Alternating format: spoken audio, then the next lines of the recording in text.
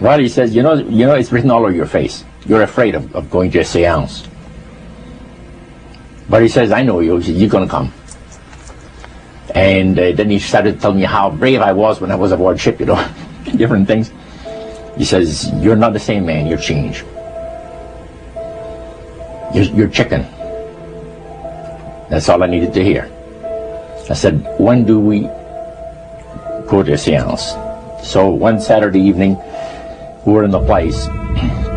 It was our first time. Very beautiful place. The medium was a lady.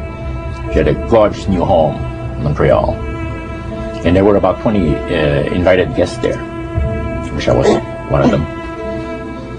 And she communicated with the spirits for there's different people there. And they're telling them what the spirit said. One man said, I would like to talk to my friend that died 6 months ago. But I don't want him to appear. Just want to talk to him. Because he says, I don't trust you talking to my friend for me. So the medium says, let me inquire of the spirit. Yeah, the spirit will talk with you. And that big masculine voice was heard in the place. It says, hi Frank, it's nice of you to ask for me to talk with you. And they had a little chat. And after it was over, Frank says, this is the greatest thing on earth, to be able to talk with the spirits of the dead. Then the medium said, we have a very special surprise tonight for you people. A spirit will manifest itself openly here in a few minutes. And it's like a big gust of wind hit the building. And right through the wall. Now the lights weren't terribly bright, but they were like living room lights. A couple of floor lamps and maybe some of these. And that translucent being seemed to come right out of the wall. How did you feel right at that moment? It's almost like my heart stopped a little bit. You know, very weird feeling. So it was a lady in a beautiful evening gown, swirling. And she said to Mary, my dear sister, you are so wonderful to have asked for me. And Mary fainted and fell right off her chair on the floor. And a couple of guys jumped up and picked her up, and it's gone. And that was the beginning of it. That's how you got into it.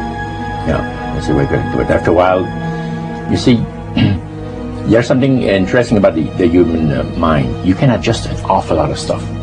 You can adjust to a lot of things that would terrify you to begin with. After a while, they become common and ordinary. So you mean contact with the supernatural can become commonplace and ordinary and doesn't bother anybody? Yeah. In other words, the more that you do it, you're not uncomfortable. That's right. It's just not an uneasy feeling. Yeah. So how did you feel about it? Then I got into a secret society that worshiped the spirits, you see. Well, how is that different from the seance, Roger? It happens that the seance are not involving in many ways. But when you get into a secret society of spirit worshippers, then, and especially when you're invited there by the direction of the higher-ups in the spirit world, you never get out of there alive. And this is exactly what my friend and I were up against. We didn't know anything about. And there was a very, very popular big band leader. Jazz musician? Band, yeah, very famous. And one night we went to one of these seances, and he was with his wife.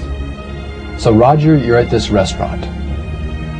What happened? We sat there, and we had our favorite alcoholic beverages, you know. And as we talked,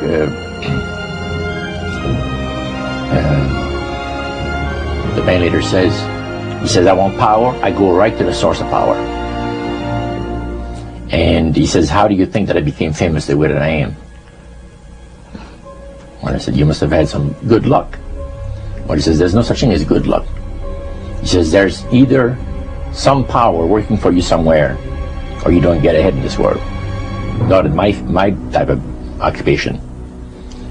So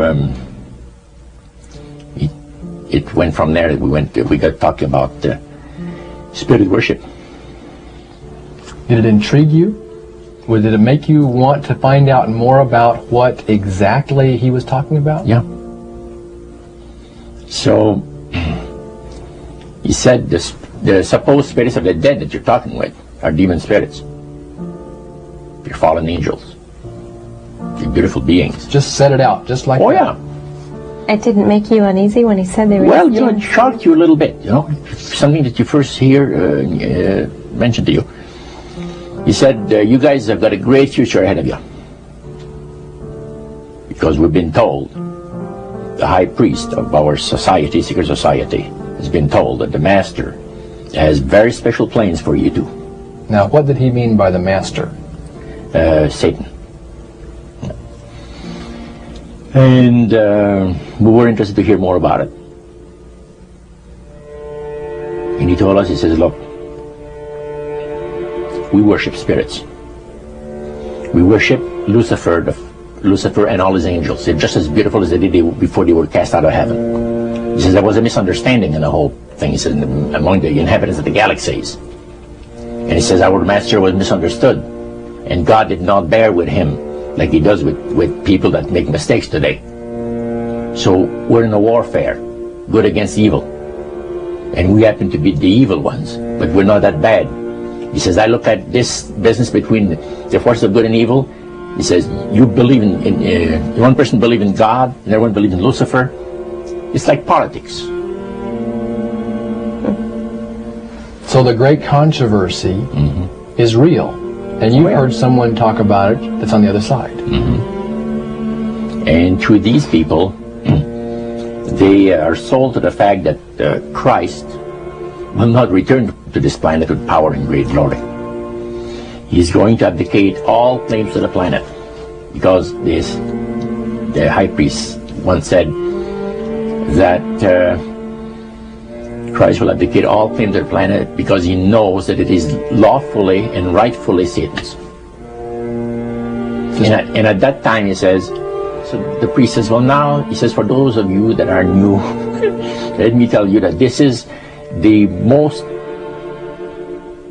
feasible way, he says, to please the spirits is to deride Christ and his people, and his church and all that. So they sing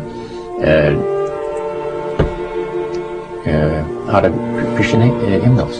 They didn't sing Christian words to the hymns, however. Well, they changed a lot of them. Yeah, and not it's a form of blasphemy. Such as you see today in the rock music world. You see the entertainers, they have these crosses. The ladies got earrings, crosses. The guys got crosses. This is a form of blasphemy, a form of deriding Christ. You see, spirits cause the people to do that, to find pleasure in wearing this type of emblem, which is the cross is the emblem of the crucifixion of Christ to the Christians. Better to reign in hell than serve in heaven, is that it? Why not? I'm here on the ground with my nose in it since the whole thing began.